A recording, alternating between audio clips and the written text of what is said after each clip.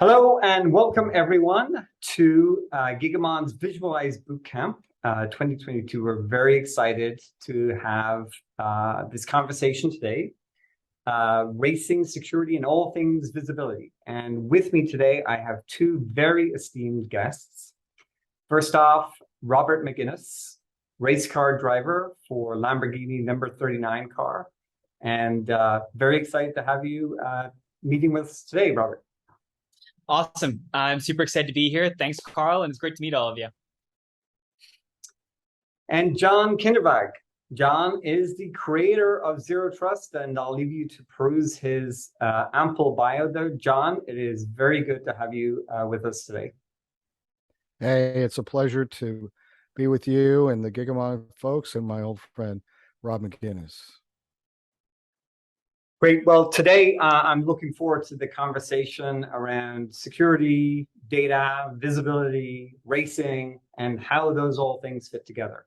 Before we get into that, John, as the creator, as the father of Zero Trust, perhaps you could enlighten the audience here a little bit on, what is it in summary? There's a lot of talk about Zero Trust in the industry, but there's also some misconceptions, and love to kind of hear your thoughts and your sort of summary view and help us kind of navigate through that.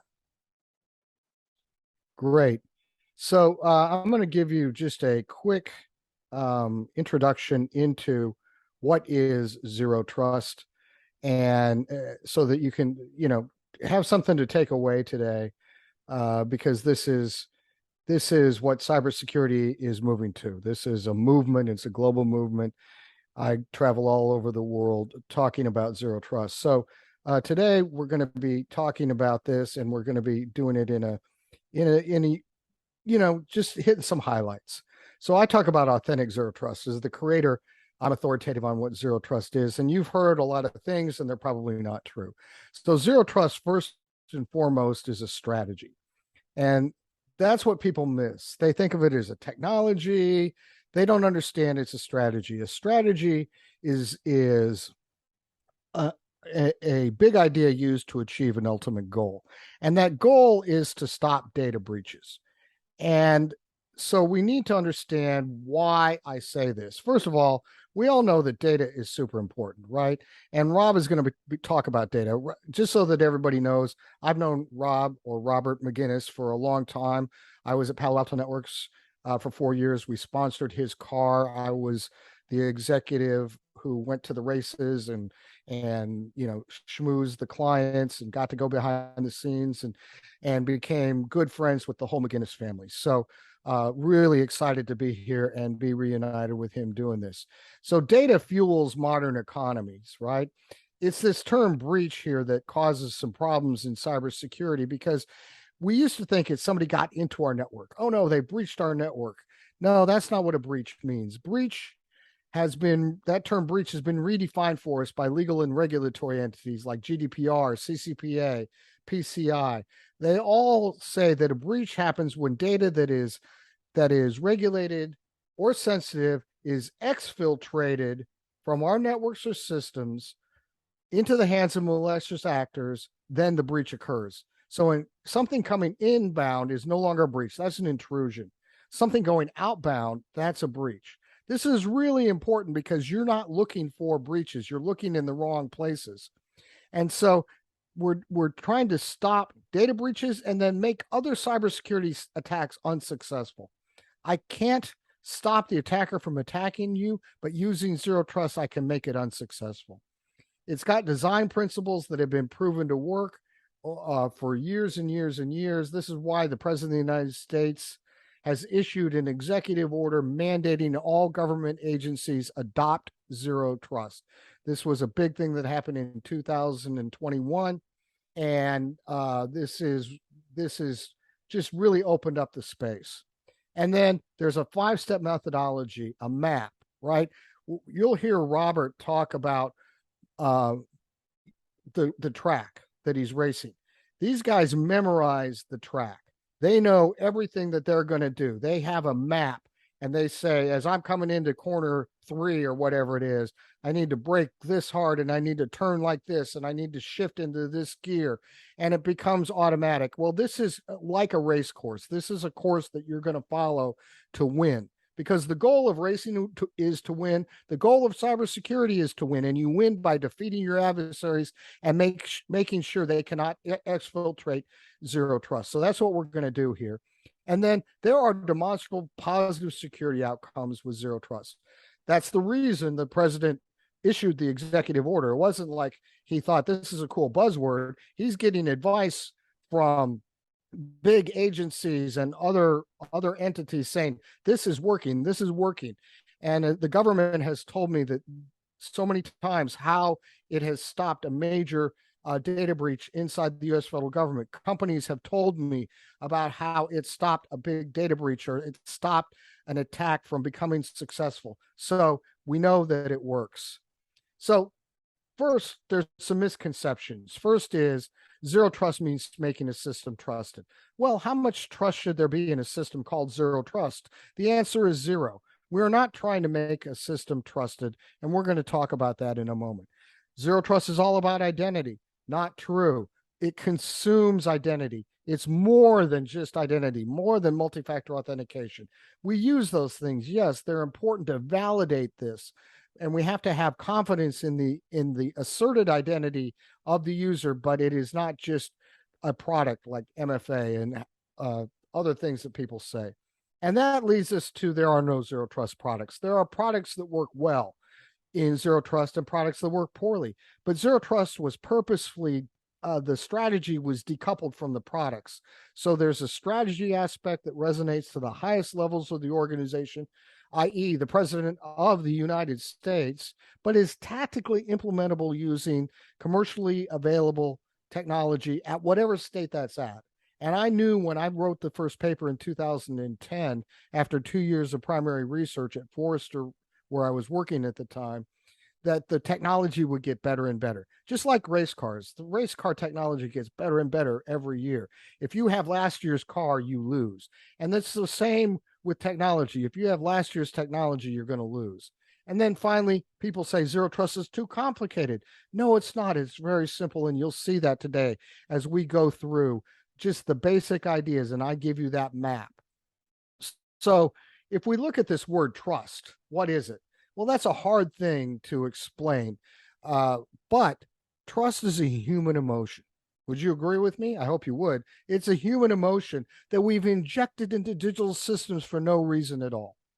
And I could go on a long diatribe about the word trust, but I won't. We don't have time. But just so you understand it, in your organization, trust is a vulnerability. If you have systems that use this old trust model, that's a vulnerability that can be exploited by malicious actors. Trust is the only vulnerability that is also an exploit at the same time. Attackers don't need to create new malware to exploit trust. All they have to do is get on the network, and ultimately all data breaches are an exploitation of trust. So the only entity who get value from trust in your organization are those malicious actors who are going to exploit it. You want to get rid of this broken trust model. And if you've been in cybersecurity for very long, you understand the idea that we talk about trusted versus untrusted systems. That's meaningless. We need to work out a zero trust model so that we can get rid of that. Now, there are 4 design concepts that will help you get your head in the right space, right? So mentally prepare you to get in the car and drive on that track. So the first thing we're going to do is focus on the business outcomes. What is the business trying to achieve? This is what we call grand strategy. What are we trying to achieve? If we don't know the answer to that, we will always fail. Secondly, we design from the inside out instead of the outside in. All traditional networks were designed starting at the edge and moving inward. And then we stopped at the point when people started plugging the data or the assets in that we needed to protect. And now we don't know where those things are. That's why it's so hard to protect. So start with the thing you need to protect. That's a key thing that you need to do. And then after that, you'll determine who or what needs to have access. We give too much access to too many people because that's the way we've always done it. And I could go into more and more about that. We'll touch on that a little bit, but we need to limit access on a need to know basis. Do you need to have access to that data or that asset to get your job done? And then finally, we need to inspect and log all that traffic up at layer 7 of the stack, right? How do we see all the traffic? You're blind to a lot of the attacks. People will say to me all the time, "Oh, I'm safe. I'm not under attack." How would you know? Do you have any way to have that kind of visibility? Once you get that visibility, then you can write a layer 7 policy to protect yourself. So this is why we have those design concepts, so that you can prepare yourself to go on your zero trust journey. So the best way I can describe this is to show you how the U.S. Secret Service protects the President of the United States. This is an image from President Barack Obama's 2009 inauguration parade. And there are 3 things that the Secret Service knows about the president that we don't know about the data or assets we're protecting. First, they know who the president is. They don't scan for the president. They don't do presidential discovery projects. You don't know where your important data or assets are because you don't have visibility into that. Second, they know where it is at all times. This is just a corollary of the first. If you know who the president is, then you know where the president is. You don't lose track of the president. But this is not true about the data or assets we protect. And finally, they know, the Secret Service, who should have access to the president at any given time. So while on this date, January 20th, 2009, they did have a perimeter. Look at these uniformed Secret Service agents. They have their hands in their pockets. They have hats on. They have warm coats that look like they're zipped up. Why? Because it was cold. It was cold outside, and they know they weren't doing any real protection. No, the real protection is being done at the bottom of the screen at what I call the protect surface. The protect surface is the fundamental tactical concept of zero trust. What am I going to protect? So on this day, there were 4 people that needed to be protected that were in the protect surface: the president, his wife, and his 2 children. If at the end of the day, those 4 people were left alive, the Secret Service had done their job. That's all that mattered. And once you understand what the protect surface is, then you can do something really amazing, which is bring your controls in adjacent to the protect surface. See, in cybersecurity, we put all of our controls on the edge, on the perimeter, or on an endpoint, which is as far away as we can possibly have from the thing we're protecting. And this creates a secondary attack surface we call the internal network. And this is where we get the concept of dwell time. You've all heard about dwell time. Oh, dwell time is down to 180 some days, or whatever the latest number was. But attackers are in our networks for days, weeks, months, sometimes even years. That should not happen. Why do we have dwell time? Because we aren't looking in the right place. We don't have enough visibility. We don't see the bad people because we don't have controls that give us access to that information. So we need to get rid of that. Now, once you have those controls in the right place, you can take the information you're gathering and create policy on who should have access to the protect surface. So on this date, there were 2 people who could leave the protect surface. That's it. And there are 0 people who can come inbound because there's a deny all in zero trust. Policy is binary. All you can do is allow or deny, and all bad things happen inside the allow rule. So we start with a deny all policy. Look at the Secret Service agent at the bottom of the screen. He doesn't have gloves on. His hands aren't in his pockets. He's not wearing a hat. His coat is not buttoned because he has a layer 7 control underneath his jacket where he is going to enforce that deny all policy if somebody comes running in from the outside. That's going to be a bad day for that person. But the Secret Service doesn't stop there. They are continuously monitoring and updating, getting visibility, looking out into the crowd. What's going on here? What's going on out there? Looking out, seeing if anybody's coming from this direction. We're constantly monitoring that so that A, we can give some threat intelligence to the control plane, or B, maybe we can change the policy. So this has to be dynamic policy where we allow somebody to come inbound based upon new information. So it's a very complicated thing. And all of this is based upon data, on telemetry, on understanding what's happening in real time. If we don't know that, we're going to lose. So this is a zero trust model of executive protection, and it's how you protect anything if you want to be successful, whether it is data assets or the president of the United States. Now, there's a 5-step methodology that guides your journey, and I'm going to quickly go through that here. The first thing we need to do is define the protect surface. What do we need to protect? And this is known as a DAS element. DAS stands for data, applications, assets, or services. So if we don't know what DAS elements we have, we can't protect them. But what we do is we take a single DAS element and we put it into a single protect surface, and we build out we build out our zero trust environments one protect surface at a time. You see, cybersecurity is a very complex business, so we need to make it bite-sized chunks, right? How do you eat an elephant? One bite at a time. That's how the old joke happens. And so this is our first bite. We're going to define some particular data point or some particular application. That's going to be our first protect surface.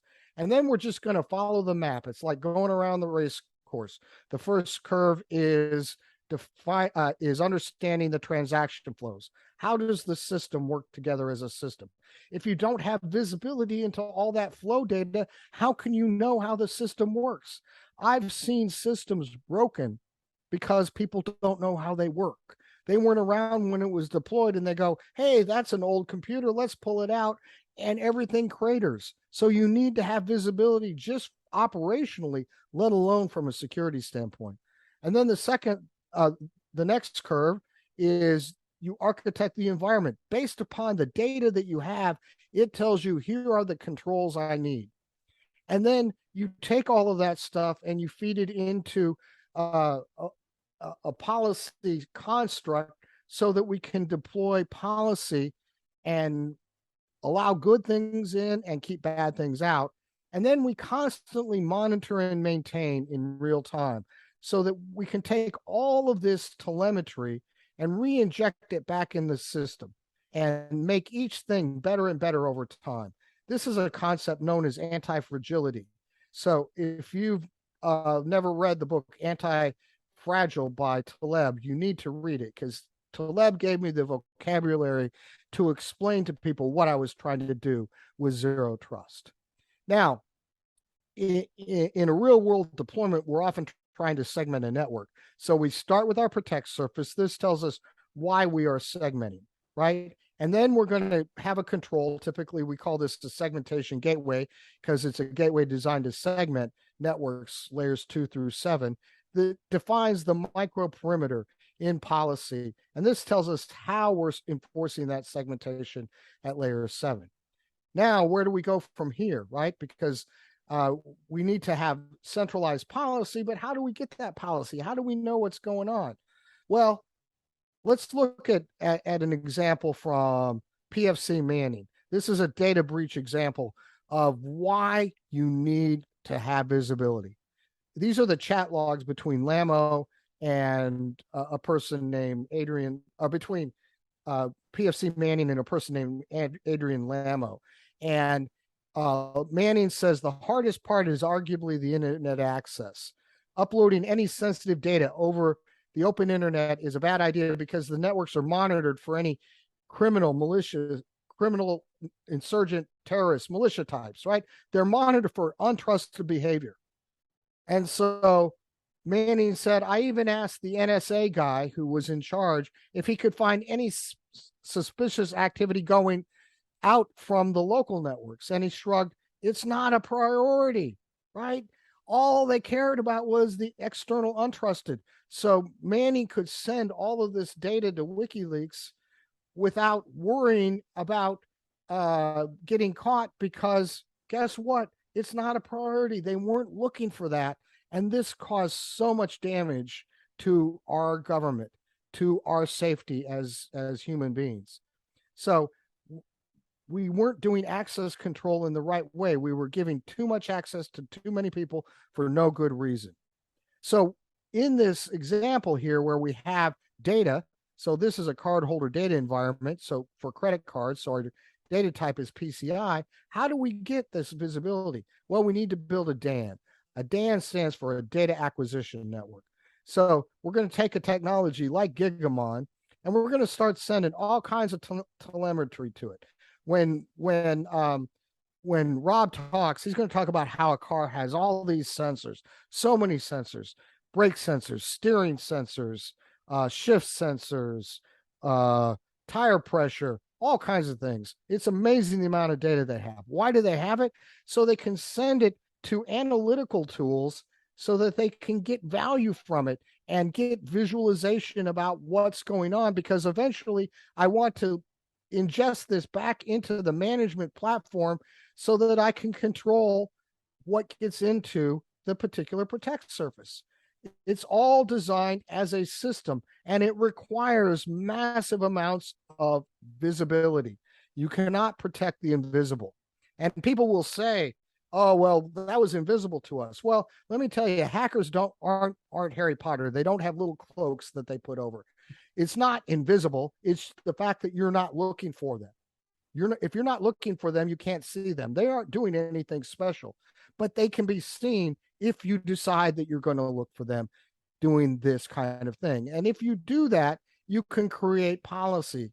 And this is called the Kipling method. So this is where we bring it all together so that you're driving super fast and you can allow the appropriate access transparently to the user without worrying about your data being stolen, because we can we all understand the concept of who, what, when, where, why, and how. And that's why I call it the Kipling method, by the way. Rudyard Kipling gave us that idea, or resurrected the idea anyway, in a poem in 1902. So who should have access via what application? When should that happen? Where is the thing that they're trying to access? And how are we going to validate the content so that we know that it's clean, running it through IPSs and all that kind of stuff. These are the things that we're going to do inside policy. And what do we need? We need a whole bunch of data to make sure that we're doing it in the right way. Most people are just doing a who statement. John should be allowed to get access to the data. Well, we don't know if John is doing bad things to it because we aren't looking at the packet post authentication. Then we've just enabled John to breach some data, steal some data, send it to WikiLeaks or whoever. So this is the basic concept of zero trust. Ultimately, we're trying to get to this policy statement. But what do I need? I need data. I need visualization. I need visibility so that I can then ultimately get control. So Rob and I have done a lot of talks about how you can learn a lot of these lessons through racing. And I think he has some great visualizations about how they use data and visibility to make real-time decisions and get ready for the races, and even tell him in his headset to do things differently while he's on the race. I've been lucky enough to go to a lot of his races and to have the headset on and listen to what his spotters and driver coaches and team managers are saying, because they're looking at this telemetry in real time and saying, Rob, do this, Rob, do that. So I think the appropriate thing is for Rob to take it away now. Awesome. Thanks, John. It has been so long since I've heard about zero trust. It's all so interesting, and how you progress talking about it, but how the fundamentals are still there, and really how many similarities there are to going fast and winning races. I'm Robert Megennis. I'm the driver of the number 39 car bomb with Peregrine Racing Lamborghini Huracan GT3 Evo. I didn't want to make Karl say all of that because it is such a mouthful. I wouldn't have made it. Just to give you guys a quick visual here. This is my race car. It's gorgeous. It goes 200 miles an hour, makes about 600 horsepower. It's a naturally aspirated V10 engine, and the type of racing I do, it's sports car endurance racing. So if you guys have seen the movie Ford versus Ferrari, then that is the type of racing that I'm doing. And I'm loving it. I'm having so much fun, and there really are so many parallels to what Gigamon does and Zero Trust. So maybe on that tack, just to get people a little bit more into the world of racing in your world and the kind of use of data. And we've talked a lot, and John mentioned sort of the need for visibility and data. So let's maybe zoom in a little bit. And I know you have some screenshots for us to kind of appreciate the data world that you live in. Yeah, definitely. People think you jump into a race car and you're just pushing pedals, turning a steering wheel. There is so much more to it than just that, right? So on my race car, there are over 350 data points, and all of these are collecting data in real time and sending it back to the engineers, to Lamborghini, to pit lane, where they can analyze it and they can tweak the car. They can tell me how to change my driving while I'm out on the racetrack. At the end of every weekend, we're collecting, 80 to 100 gigabytes of data just in a 3-hour long race. So to give you a little snapshot, right? These are the 7, 8 different traces that I look at when I'm getting out of the race car or when I'm on track to help with my driving, right? So we have everything here from the RPM of the engine at every point around the lap to the speed of the race car at every point around the lap. And we talk about, how hard are we hitting the brakes? How hard are we, slowing the car down? And how are we getting on the throttle? This is the angle of the throttle pedal at every point around the lap. And, what we'll do is we'll go through every single data trace and we'll analyze every corner on every lap individually to see how we can go faster and how we can improve next time we go out on the racetrack. I remember once being at a race and looking at these traces, and they built a little thing on your pedal once to make it so that you could hit it harder or softer or whatever. They actually built something, right? Am I remembering this correctly? I think I know what you're talking about, how we used to have a system that would change the percentage of brake pressure to the front wheels versus the rear wheels based off of how the car was decelerating versus the amount of brake pressure we had in. So, the data is so important, especially in IMSA. In the type of racing that I do, I race for Lamborghini. We're racing against Mercedes, Ferrari, Porsche, McLaren, Aston Martin, and we have to get the most out of our race car. And that's where the data comes in and helps us maximize every part of the race car. So these are the 8 traces that I look at, right? There is so much more that I don't even get to, I'm not even allowed to look at, right? I'm never allowed to actually have car data. That is our most important asset, is the data we have coming off the race car. And so they don't even give it to the drivers. If I went and I decide to go and drive for a different manufacturer, they don't want that to get out. And there's so much that happens out on the racetrack. There's so much that happens in the car that's all recorded.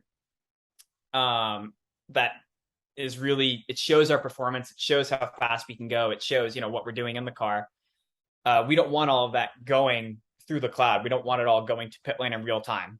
So a lot of the data, it has to be plugged into the car to actually get it. We don't want other teams to try and intercept and steal that from us, because that could be the difference between winning a race and losing it. And, I'd say a huge example of that was the first time I raced at Indianapolis Motor Speedway. That's a track where you're averaging 190 miles an hour. You're turning in for turn 1 at 215 miles an hour, and you're not allowed to lift your foot off the gas or hit the brakes.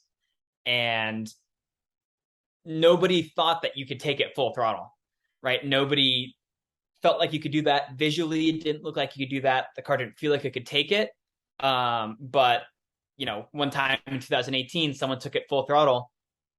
I was shown that data. I knew I could do it, and that's what gave me the edge and allowed me to go out and push harder than everyone else and end up starting in first for that race. So, it's really stuff like that ends up making the difference. And didn't you set a track record for a while there in Indianapolis in that car? Yeah, I have the top speed record. I was able to go back and look through the data and see exactly how, drivers were turning the wheel, how they were touching the throttle pedal when they were lifting, when they were staying on it. So I was hitting 200 and I think 16 miles an hour in the Indy Lights car, and no one's ever gone that fast before. Wow, that's impressive. So I know you both have obviously known each other for some time and have had a number of opportunities to be together at races and finding the parallels between the racing world and the world of cybersecurity. So what's another one that jumps to mind? And either of you, feel free. What the kind of commonalities and something the audience, could benefit from? I would say one of the biggest things for on my end is when you're out on the racetrack, things are always changing, right? You can look through all the data, you can do all that before you get out on the track. But when you get out on the track, all of a sudden you have all these different variables that you can't even control, right? You have other drivers who can run into you, who can hold you up, who can, make mistakes. You have the track temperature that's always changing. You have the wind direction, which is always changing. You have a car that's different on lap 1 when the tires and brakes and engine are all cold. You compare that to the car on lap 3 when these things have temperature. Then lap 8 when the tires are degrading and things are starting to overheat. You're always having to adapt and make changes on the fly and be on top of it. And I think there's a big parallel to cybersecurity and what Gigamon does there. Yeah, because too many people think cybersecurity is, well, we're done with that project. Go on to the next project. And that's not how the attackers work. Think about, Rob doesn't, I guess he does have adversaries. He has other drivers. I have a piece of one of his race cars in my den from when somebody ran him off of the road and he hit a sign. And because you're fighting against somebody else. So there's an adversarial aspect to that. And so you can never, essentially take, I guess the old thing is take your foot off the gas, right? You're always doing it. And so you can't say, well, we're done with that. Cybersecurity is done. And that frustrates a lot of people. They want it to be a project that they can complete. And they're very frustrated by the modern threat landscape where it's constantly going on. And you have to get over that worldview. You have to have the mindset that this is going to be going on. It's going to be going on forever. Hey, in one sense, you will always have a job in cybersecurity, but in the other sense, you can never be complacent. And that's pretty darn important. It's that idea of focus. When Rob is on the racetrack, he is hyper-focused. He's not listening to music. He's not thinking about what he's going to do afterwards, what kind of burger he's going to have or anything like that. He's thinking about what's coming up on the next line. If you've ever been with him, sometimes he'll talk it out. He's got it so memorized he can talk it out, and he'll go through a mantra of that. And so he's so hyper focused. And if we could get that hyper focused in our day-to-day job when we're on track, then we could really win. It's an endurance sport, right? So you've driven in 24-hour races, right? Right. Talk about what that's like, because the race goes on for 24 hours. You don't get to I would go say home. that the thing as well is that, and in your response, Robert, would be great to hear this. But one of the commonalities I see is the endurance, right? Is the how do we, because we hear a lot about sock burnout, right? And I meant like the race itself is so pressure, stress, there's a lot that goes into it. So how do you endure? How do you keep going? Well, I'll start by saying I race in 24-hour races. I'm not the driver who's doing all 24 hours, right? There's 3 of us, and it's like a relay race where one driver will do 2-3 hours. He'll jump out, we'll do a driver swap. The next guy will get in. And then, when you get out of the car at 1 a.m., you go to the motorhome and you fall asleep. So how do you endure? Those are some of the hardest races ever. And I would say it's really 2 things. It's the preparation going into it, right? The track's going to be completely different at 2 p.m. to what it's going to be at 1 a.m. when the temperature's dropped 30 degrees and you can't see where you're going because it's completely pitch dark out. So looking through all the data, knowing how the car is going to change, knowing how the track's going to change, knowing what you can do. You know, you have to be 100% ready, and you have to anticipate all those things happening before they happen so you can be on top of it. Because racing is all about being in the pursuit of perfection, but you're never going to run a perfect lap or have a perfect corner. And then, on top of that, you have to be able to adapt really, really quickly to these changing conditions, to your opponents. I'll just share something quickly here. So this is a picture of the cockpit of my race car, and it looks like, it looks like a spaceship. And there are so many things that we can change in the cockpit while we're driving. We can change the traction control, the ABS, the percentage of brake pressure, the softness and stiffness of the front and rear. You can change the engine mapping. You can do all of these things while you're driving, because while you're out on the track, things are always going to be changing. You're always going to have to adapt to them. And the one who can adapt the fastest is the one who's going to win that race. So I think preparation, being 100% ready for that race, anticipating what's going to happen. And then when you're out on the track, adapting to all these, these variables that you can't control. I think that's really how you make it through these races, and, how you come out on top. Because if you try to run the same exact perfect lap on lap 1 of the race and lap 600 of the race, lap 600 is going to be terrible. Lap 1's going to be terrible.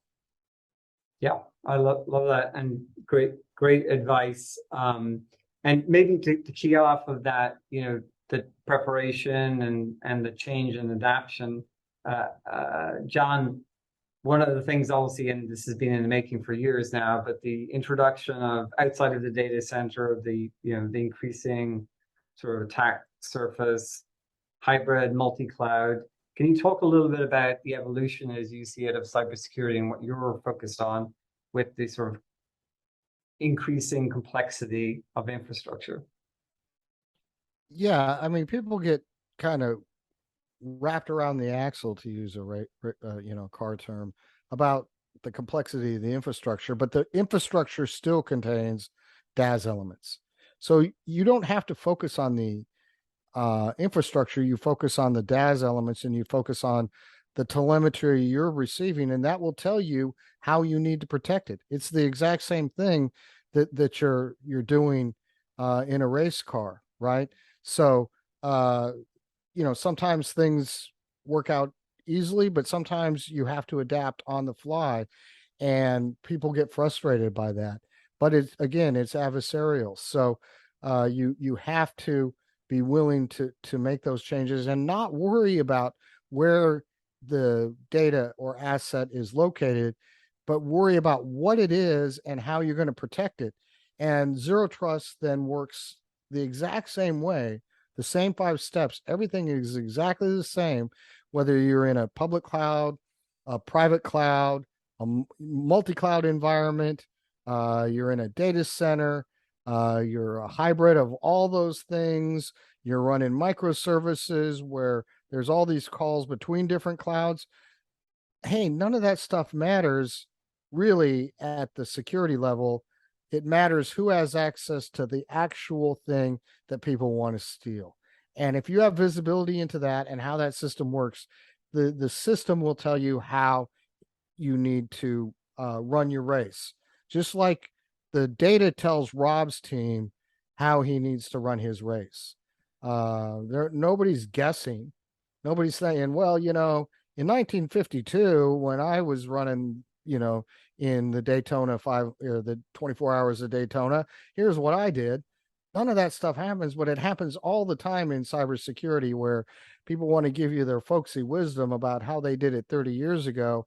And that doesn't matter, because it's not the same. The people you're racing against on the track are different, and the track is different, and it's been resurfaced, and the cars are different, and the engines are different, but there's still drivers, and there's still an objective, and that objective is to win. Love it. And that's great advice, because as you said, there's, and that was one of the myths you said earlier, right? Zero Trust is not complicated, or Zero Trust is complicated is the myth, right? Whereas having the data, having the visibility, having the right approach and methodology and strategy, and you'll, being able to adapt, of course, as needed, but you'll be able to work through it and win.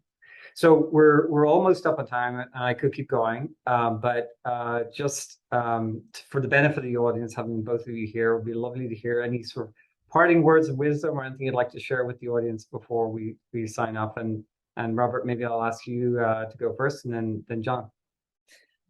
For me, I would say, what are the parallels between, cybersecurity and racing? I'd say it's all about, it's all about using the data to get the most out of your race car.